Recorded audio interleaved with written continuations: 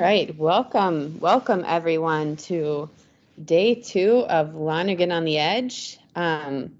We had such rich talks yesterday, so I know I'm not alone in being very excited for today's sessions as well.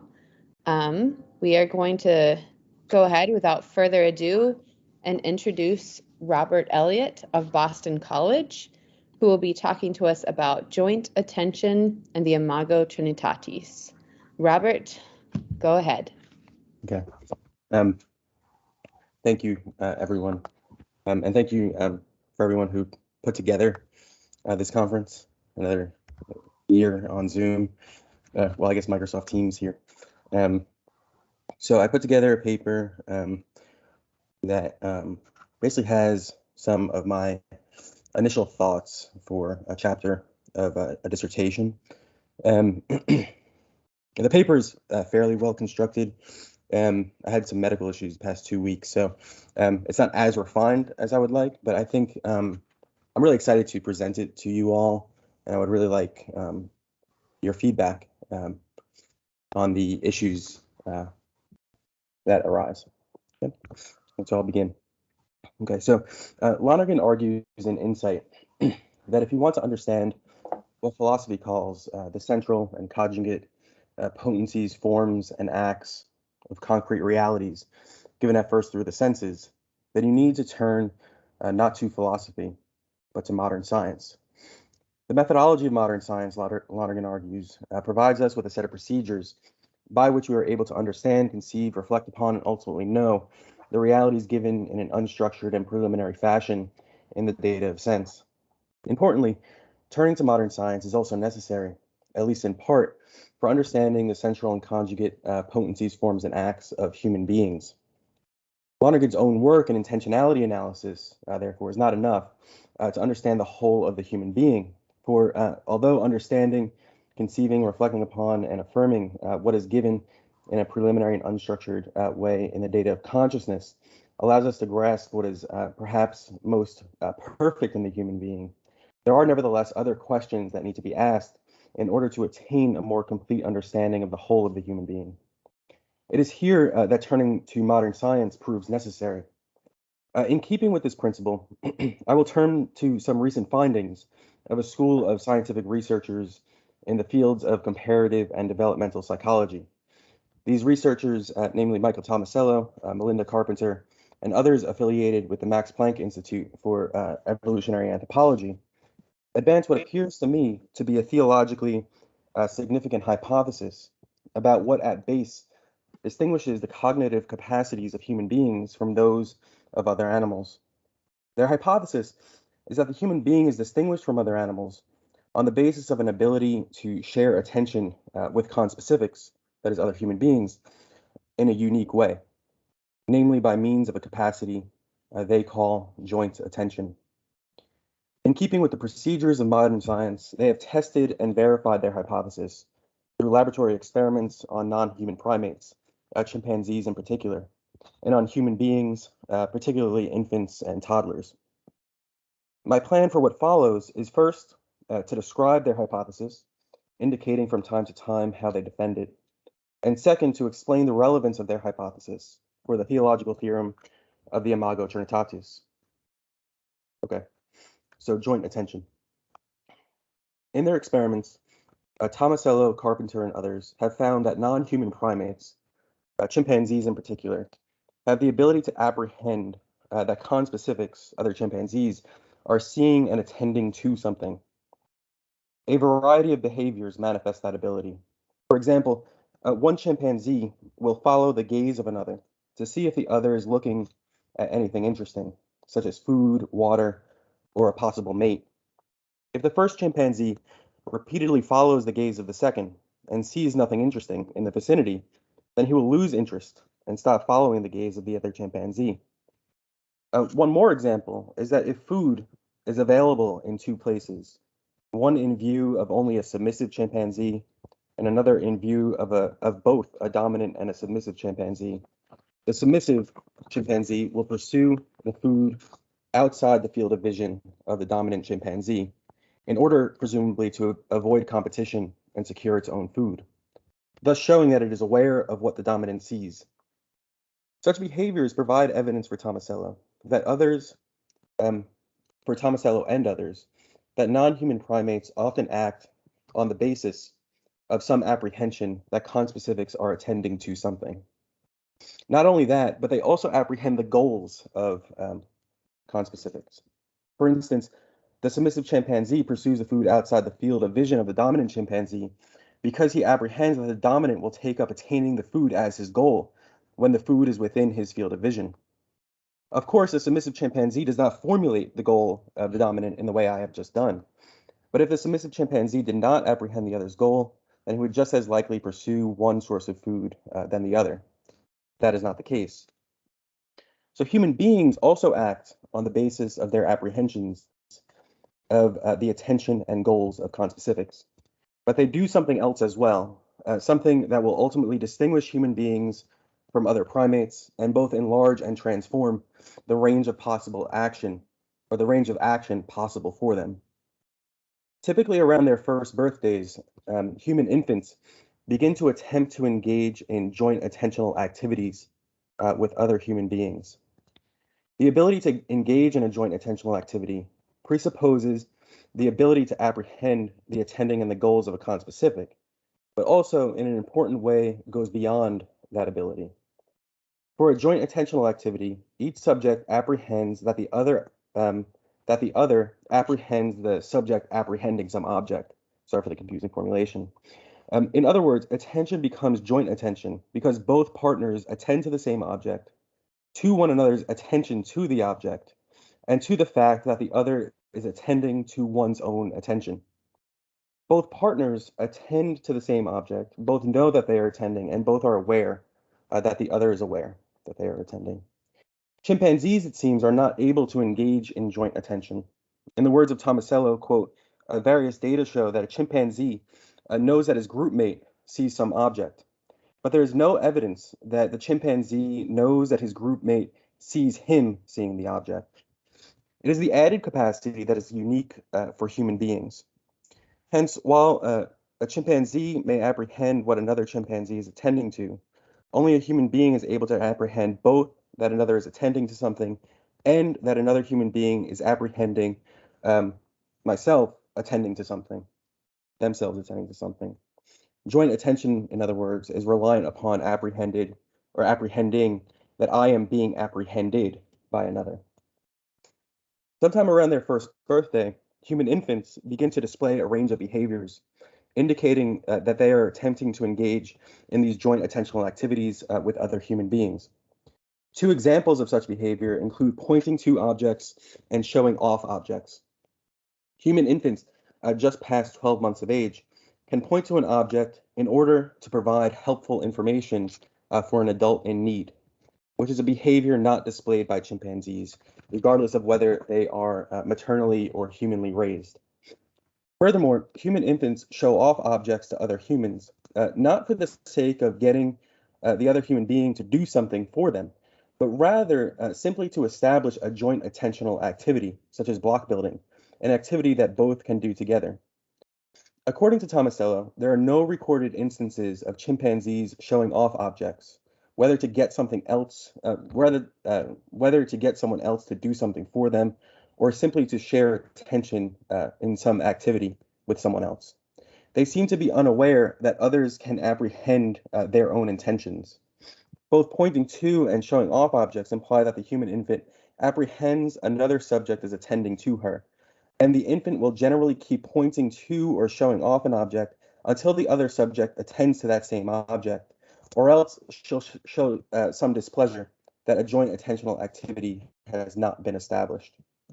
Because these behaviors, along with several others, are absent among chimpanzees, there is solid evidence, according to Tomasello and others, to suggest that human beings are unique in their ability to know that others are attending to their own intentions.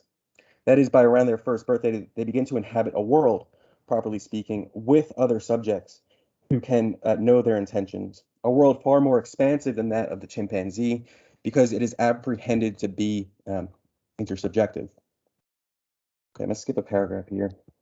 So furthermore, partly because joint attention marks the fundamental difference between the human and the rest of the animal kingdom. It is an ability that sets the conditions for the emergence of a whole range of human activities, or a whole range of activities unique to fully developed human beings. Activities such as storytelling, teaching, writing, and so on. And thus also sets the conditions for the emergence of human culture. In fact, one of Tomasello's first major works argued that joint attention is the most parsimonious way to explain the rich variety and intricacy of human culture, with all of its different tools, attires, manners, dramatic forms, and so on. A variety and intricacy absent from the rest of the animal kingdom. The genesis of human culture requires robust forms of human cooperation, and such cooperation rests on the ability of each subject to apprehend that the other can attend to their own intentions, and therefore that attention upon some object is shared in a deep way between two subjects and known to be shared. For instance, storytelling would not really be possible unless the teller apprehended that his listeners could grasp his intended meaning through his own auditory and visual signifiers. Even writing is dependent upon the ability to apprehend that at least someone at some point will have the ability to attend to what I am writing, an ability Tomasello claims that absent from the non-human animal kingdom. Neither of these activities are present in the rest of the animal kingdom precisely because of the inability to engage in joint attention. Of course, some form of cooperation is present within the animal kingdom. Wolves, for instance, hunt in packs, and apes of various kinds hunt and forage in troops. However, this school of researchers takes pains to argue that these non-human forms of cooperation need to be carefully distinguished from specifically human forms of cooperation. Cooperation among chimpanzees and other non-human animals turns out to be only incidental cooperation. Each member of a troop of chimpanzees may catch sight of the prey, and each may follow a course of action in order to best zone in the prey. And in the end, each may attain his own goal in eating the prey. However, Tomasello argues, in accord with a number of scientific experiments, that chimpanzee cooperation is only incidental cooperation, as it is not based on the ability whereby each subject can apprehend that he and his intentions are being apprehended by the others. A truly joint attentional goal has thus not been established by the chimpanzees themselves, in part because neither grasps that the other can apprehend his own intentions. Human cooperation turns out to be of an altogether different type, inasmuch as some common goal can be established between humans on the basis of joint attention. Furthermore, because of joint attention, roles can be divided so that by means of a deliberate division of labor, we may work in unison to attain a joint goal. Such cooperation is not incidental, but intentional. Okay, next section. So I have presented some of the basic tenets of the work of Tomasello, Carpenter, and others, and admittedly, I have left out a lot of information that could have been useful and interesting for us today. However, due to time constraints, I want now to draw attention to an important dimension of their findings, a dimension that interests me personally as a theologian. If joint attention and the ability to recognize that one's intentions are being apprehended by another is a significant part of what truly differentiates us from other animal species, then it seems reasonable to suggest that such an ability ought to have some effect on our conceptions of the Imago Dei and the Imago Trinitatis. In what follows, I would like to spell out in extraordinarily brief detail some of the ways in which these unique human abilities may enrich our conception of the Imago Trinitatis. So first and foremost, any conception of the Imago Trinitatis incorporating the elements of joint attention would be a conception founded in the interpersonal and social nature of the human being. If the skills emerging later in the development of the human being, skills such as storytelling and so on, are dependent upon what Tomasello and others call the pre-linguistic 9-month revolution of joint attention, then it seems to me we need to consider the Imago Trinitatis with joint attention at its base, setting the conditions for the full range of other kinds of action and cognitive abilities unique to human beings. In one respect, such a claim may at first appear to be out of keeping with Lonergan's work in Verbum and De Deo Trino, both of which specify in a permanently valid and unsurpassed way in my opinion, that the analogs for the Trinitarian processions lie most paradigmatically in the act of understanding, the judgment of some good made on the basis of such understanding, and the proceeding delight in the will on the basis of both the act of understanding and the judgment of the good.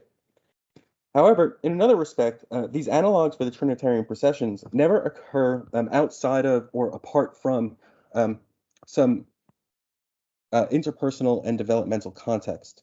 They are not, as we all here know, acts of a solipsistic individual, but rather, when they are truly but finitely reflective of the Trinitarian processions, acts of a person always working toward union with the triune God, precisely through deeper and fuller modes of cooperation with the rest of the human species.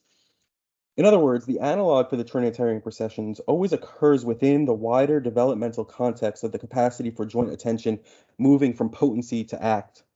And while the ability to know that my intentions are being apprehended may emerge late within the first year of human life, nevertheless, such an ability at this stage is in potency to more developed and more refined forms of apprehending that my intentions are being apprehended by another, and therefore more developed and more refined forms of joint attention and cooperation. But the movement from potentiality to actuality only occurs by way of the analog for the Trinitarian processions explained so carefully by Lonergan. That is only by way of acts of understanding, concepts and judgments issuing from those acts of understanding, and delight proceeding on the basis of the acts and the judgments. Without these, joint attention would remain in an undeveloped form, a form proper for infants, a potency only tending toward a greater degree of actualization, but never achieving such actualization. Okay, and by recognizing at the outset that joint attention is what marks us as human beings, and that such capacities can entail development through intellectual operations, one of my overall goals here is to meet the criticism often raised against the psychological analogy by social Trinitarianism, namely that the analogy is intrinsically unipersonal or unipersonal. Rather, whatever is unipersonal in the psychological analogy, as it has been traditionally conceived, is, on my account, caught up into the developmental sweep of joint attention, enabling us to become ever more present to one another and thereby to approximate in our own finite ways perichoretic relations with one another. Okay, and then furthermore, just last paragraph. Furthermore, if Lonergan's claim is correct that the human being possesses an infinite desire to know and to love, then the research of Tomasello, Carpenter, and others might perhaps make us wonder whether we also have an infinite desire to be known and to be loved. Indeed, if the full range of human activity and even the emergence of human culture is dependent upon joint attention and the ability to apprehend that I and my intentions are being apprehended by another, then every human activity qua human is dependent upon a need for recognition, that is, upon a need for another's acts of loving understanding. Without such acts of loving understanding, human activity qua human, especially human cooperative activity, simply cannot emerge. And if these acts of loving understanding are not sustained over a period of time, then the probabilities of the activity enduring over time drop dramatically. Change things. Go ahead. The audio devices are... Got a few more sentences. Okay. So they drop dramatically. Okay. All of this points toward, it seems to me, a perhaps infinite desire to be known and to be loved. A desire, of course, that would only find its fulfillment in the beatific vision, where, in the words of St. Paul, we know even as we are known. And if I may so boldly extend it, we love even as we are loved.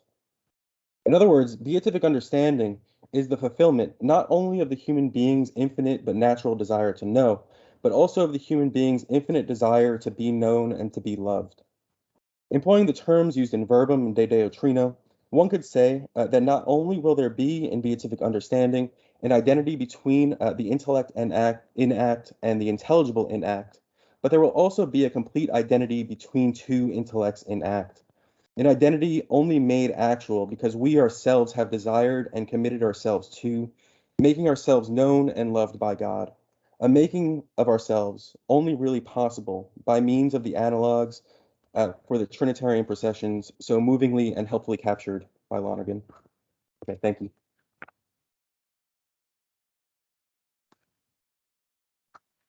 Thank you so much for that, Robert. That was extremely interesting. We'll go ahead and move on to questions. Anyone who has a question, go ahead and click the little hand and I will call on you one by one.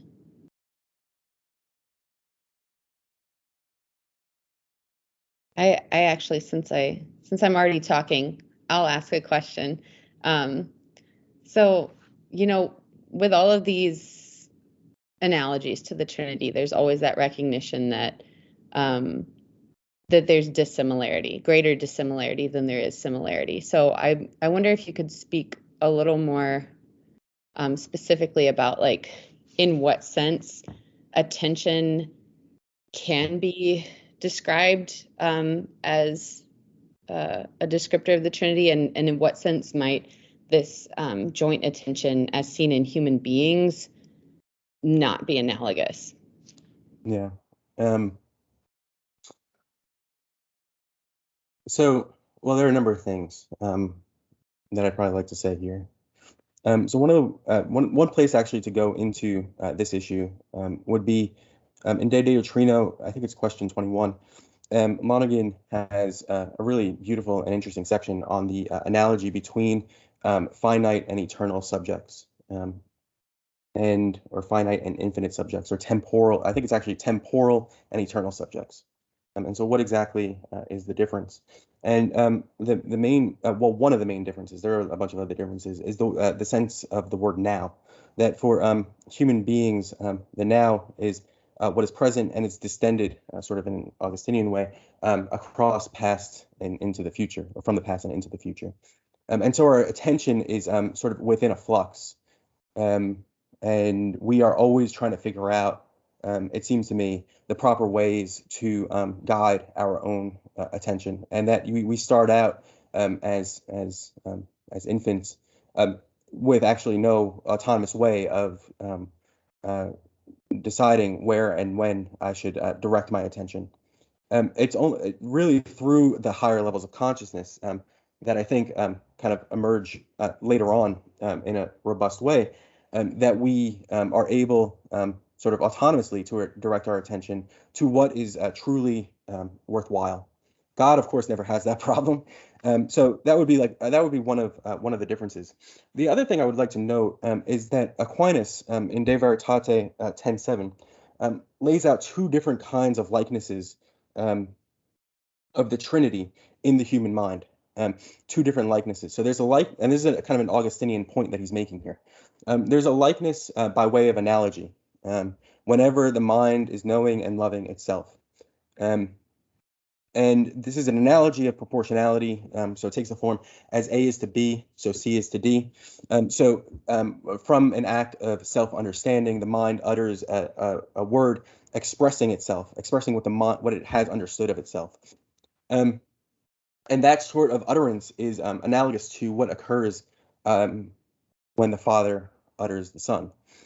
But that's an analogy, and there's a kind of he says that's one kind of likeness. So a likeness according to analogy is one kind of likeness. It's not as strong of a likeness as a likeness according to conformity. So the example that he gives here is that in seeing, there's an identity between the seeing and the being seen, and that identity is founded in the identity of the intelligible species, or the sensible species in this case. So there's an identity between the seeing and the being seen.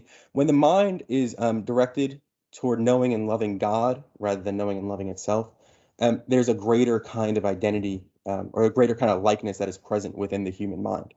And so although there's an analogy, I would say that actually what I'm trying to capture is the means by which a likeness according to conformity is going to be achieved, where there's going to be an identity between my finite knowing and God's infinite knowing. Thank you. That was very clarifying, very interesting. We'll go ahead and move to Steve's question.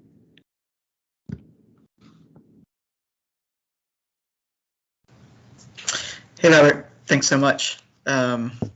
very cool to be bringing in some of this science of animal behavior. I like it. Just a quick question on your last point about not just the infinite desire to know and love, but the infinite desire to be known and be loved, which I love that. And I'm just curious what you would think about a slight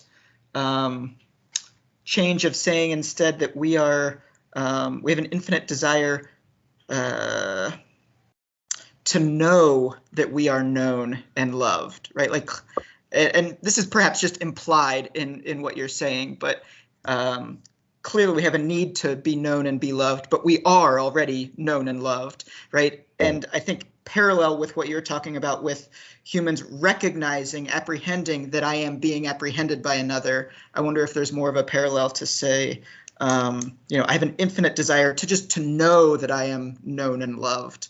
And so I don't know if you had any thoughts on that or considered that, or if I just misheard you or whatever. No, I think actually that's a great point. And this last paragraph has been sort of like only worked out in the past few days. I mean, I've been kind of like, musing about this for a little while, but this is a really helpful sort of thing, because what really distinguishes joint attention is not only that you and I are attending to the same thing, but that you and I each know that we are attending to the same thing. And so there's a kind of sense that it's shared in a more complete way when it's known that that you are attending, that I am attending, and that we both share this sort of common referent in some way. And so I think you're right that perhaps one of the things I can do in further delineating this is talk about the infinite desire to know that I am known and loved. And I think that's right. One of the things I really have to deal with here in this part actually is one of the that things are only known and loved in as much as they are, right? That they can be known and loved in as much as they are. So the infinite desire to be known and to be loved is, in a sense, a desire for myself, precisely as an intellectual creature, as a potential infinite, to be moved to a greater infinity, and only in being moved to a greater infinity, being brought to act as a greater infinity, right? Because our intellects are in the world of intellects, or in the order of intellects, like prime matter in the order of being. That is, our intellects are pure potency, and they can be moved to act, but they can be moved to only their fulfilling act through the grace of God. And so the infinite desire to be known and to be loved is also an infinite desire to receive God's grace, so that what I am is more fully what God wants me to be. But I think you're right that unless I know that I am known and loved, there'd be something wrong there, right? So thank you, Steve. That's really helpful. Cool. Thank you, Rob. Let's go ahead and move to John's question. Hey, Rob. Thank you. I thought that was wonderfully interesting. My question may be sort of general, but I find this idea of joint attention very interesting, especially for one of the points you mentioned towards the end, which is for an understanding of the beatific vision. And I was thinking of Aquinas and how he talks about how the beatific vision is the unmediated vision of God, and the unmediated character of it is enabled by the supernatural elevation of the intellect by the light of glory. And I was wondering, we've talked often about, well, what really is the light of glory, or how does that work? And I wonder if there's any way that you could maybe speculate or think about what in the light of glory might mean when you start thinking about joint attention in the way you've thought about it. Yeah. So there's one. Yeah, go ahead. Sorry. Oh, so great. Thank you, Johnny. So yeah, Johnny and I have been kind of wondering what exactly this light of glory is for a little while now, and trying to figure out more precisely what it is. Lonergan has this one line. It's funny how like one line of Lonergan could just be super illuminating. But he has this line where the light of glory is a disposition in the soul to receive the essence of God. It's a disposition in the soul. So I think by means of this infinite desire to be known and to be loved, what is actually created is a greater disposition to receive God's knowing and God's love, right? And in receiving God's knowing and God's love, becoming more of what I actually am. And so the light of glory would be something that is given in the eschaton, sort of proportionate to our charity within this life, at least according to Aquinas. So the kind of light of glory that we receive is going to be proportionate to our charity, and charity could be lesser or worse. You could have more charity or you could have less charity.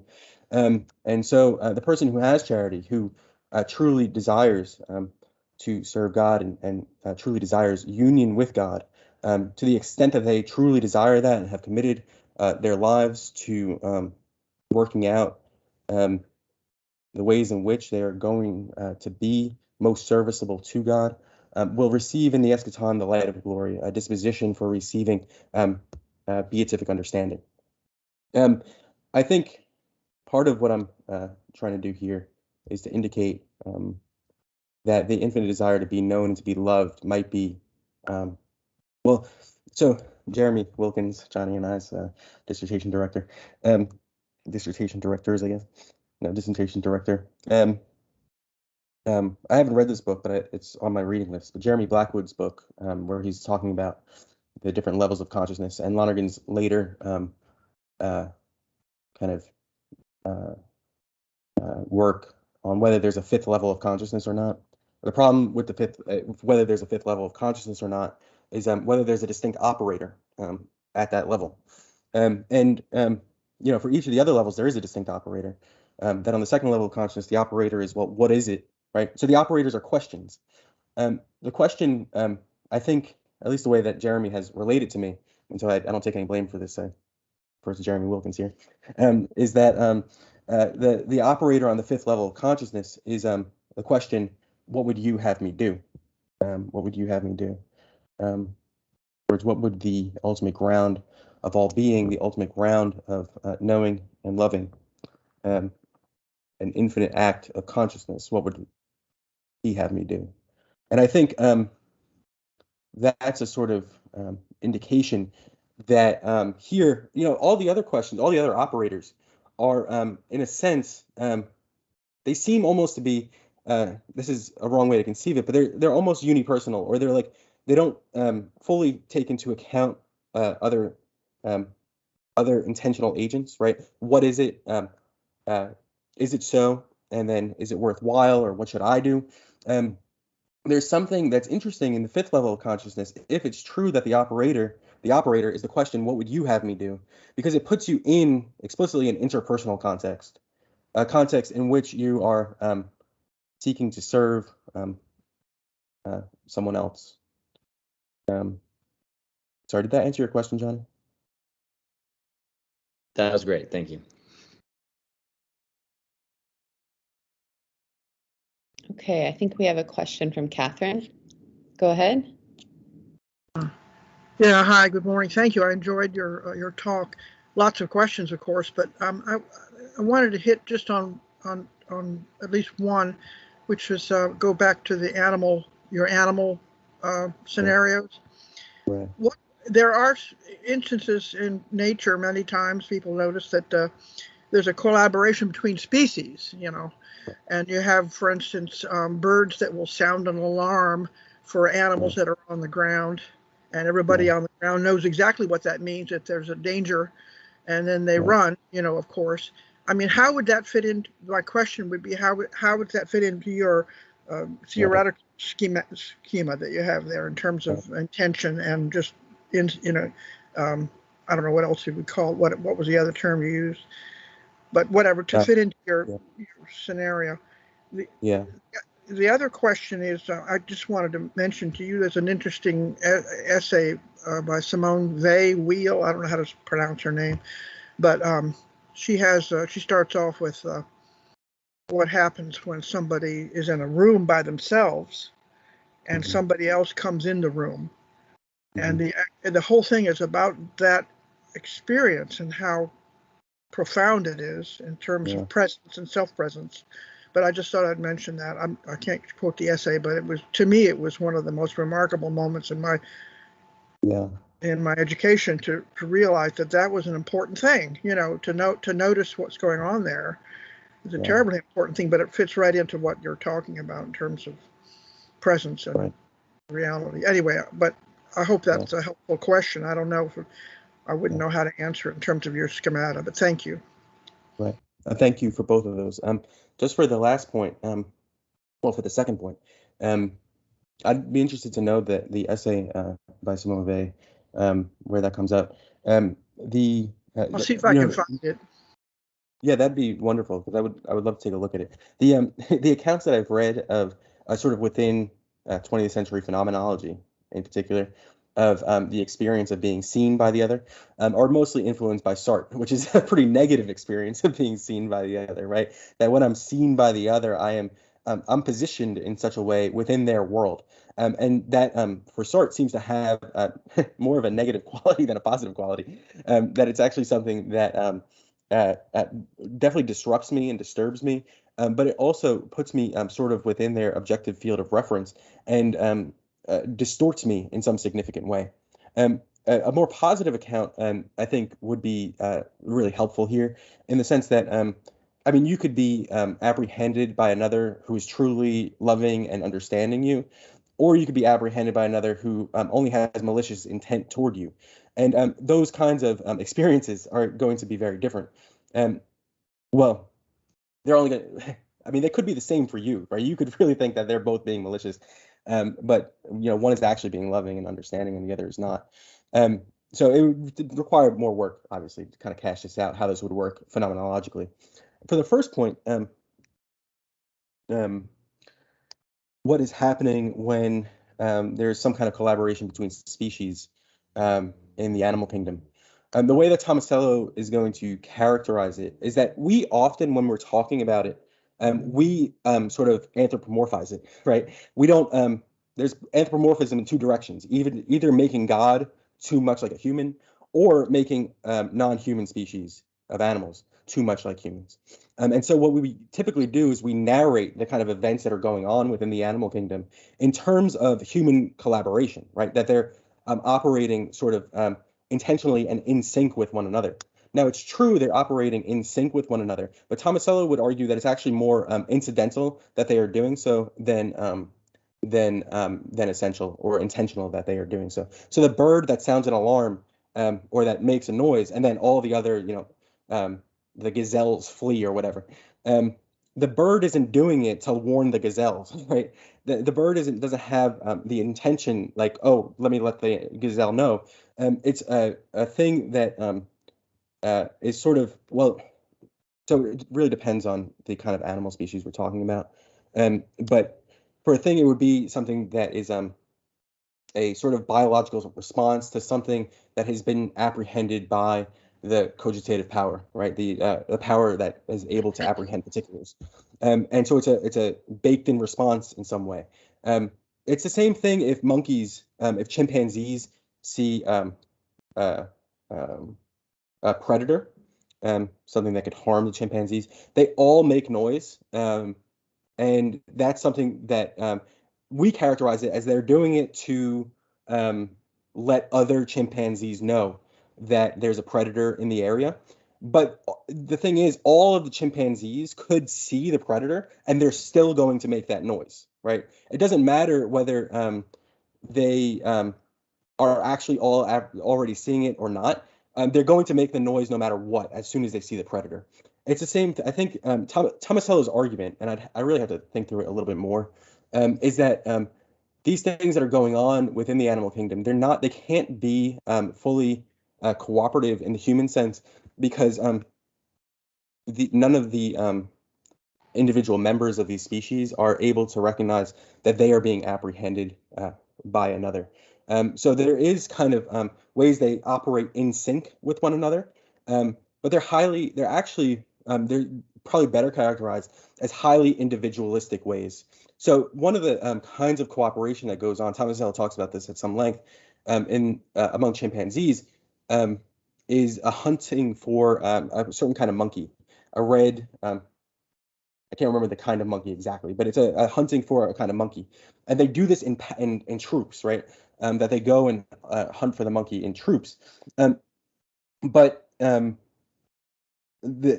way he wants to characterize it is actually it's each individual monkey trying to attain this one and same thing, but they are not really cooperating with one another. So there's a driver chimpanzee who will first start chasing the prey, and then other chimpanzees will kind of go ahead to block off the escape of the prey, right?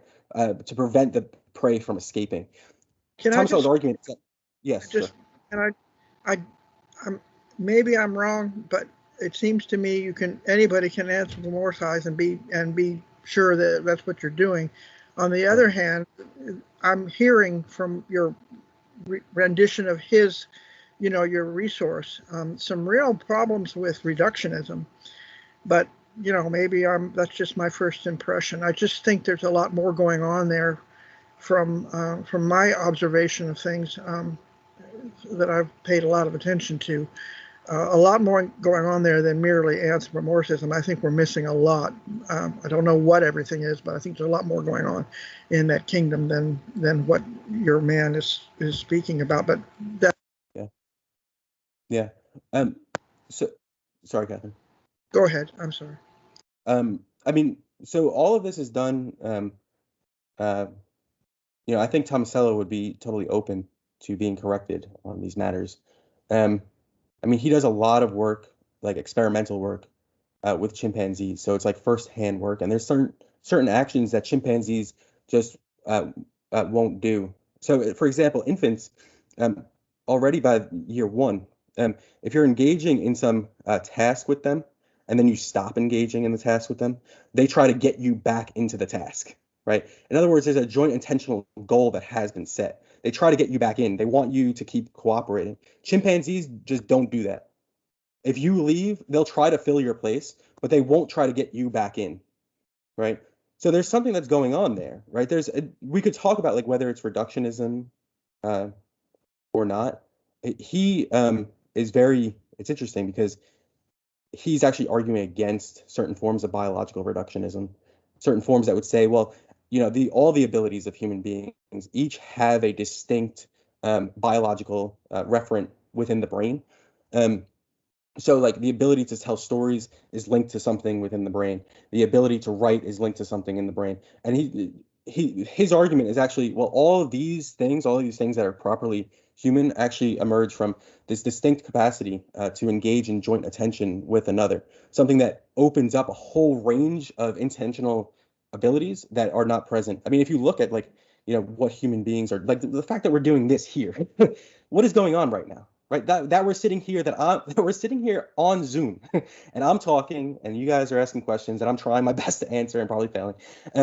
The fact that we're doing this, like chimpanzees don't do this. It requires the fact that we can both attend to the same thing and know that we're attending to the same thing. It's at least based in that. It's based in a whole bunch of other things as well, but he thinks that's what lies at base, and then other things sort of emerge from out of that or dependent upon that. Robert, I think we're going to try to squeeze in one more question for you, and then we'll let you out of the hot seat. Patrick, did you have a question you'd like to ask? Yes. Rob, thanks. That was terrific. I really love the way you're exploring these connections. I wanted to follow up a bit on Catherine King's question in reference to what McIntyre discusses in Dependent Rational Animals. I'm not sure Tomasello quite does justice to the discussion he has on the one hand of, well, on the cooperative engagement of dolphins in hunting behaviors, where some dolphins take on different roles in that, as they basically try to corner fish into a cove so that they can feast on them. But they do take on different roles, including scouting, and they're aware of each other as performing those roles. I don't know if you've given some thought to that, but McIntyre also then goes on later on to talk about animal communication, animal language, and makes the claim, which is a sort of an interesting one, that the difference between animal language and human language is that that animals do not use expressions as components of other expressions. And it seems to me that runs somewhat parallel to the distinction that you're drawing between human beings engaging putting on display objects or activities so as to draw other people into cooperative game playing or other kinds of cooperative ventures. And I just wonder, I wonder if you're familiar with dependent rational animals and McIntyre's discussion, how that might affect your thinking on this. Yeah. Thank you very much, Pat. So I'm halfway through Dependent Rational Animals right now. And actually, I really love this book. It's a book I haven't read before. I am fully on board, actually, with a lot of the things that McIntyre. Actually, I haven't seen anything that I would really disagree on just yet. I think his arguing against people, I believe his name is Anthony Kelly, who say that animals don't act on the basis of reasons. So McIntyre is disagreeing with that, right? He's saying, yes, animals act for reasons, but they don't act for reasons as reasons. There's something that the human being has, a sort of reflective capacity to act upon reasons precisely as reasons. So animals like dolphins or chimpanzees or tigers have, in a way, a self-correcting process. So they can learn what is going to be pleasurable and what's going to be painful, what's going to work to achieve a goal that they are predisposed towards. And they can so self-correct themselves in a process. The difference with human behavior on McIntyre's account is that the dolphin, or it seems like most of the animal kingdom, is going to be doing their self-correcting process precisely on the basis of pleasure and pain, the achievement of a kind of pleasure and the avoidance of a certain kind of pain. And human beings can move away from that to some extent, so that we can ask, well, what is truly worthwhile to do, despite how I may be feeling in terms of pleasure and pain within the moment. But I haven't gotten into the second half of the book, Pat. So the linguistic stuff, I'm actually excited to read, because I think would connect really well with Tomasello. There's something interesting about Tomasello, I think, for Lonerganians, in the sense that he's arguing that this joint attentional capacity is pre-linguistic, like an act of understanding would be pre-linguistic or preconceptual. But it sets the conditions for language. So human language. So yes, as I get into the second half of the book, I might just reach out to you, Pat, to talk about some of these issues a little bit more. Thank you, everyone. I know I'm kind of over time here. Thank you so much for sharing your paper and for being so generous with your time and answering all of our questions.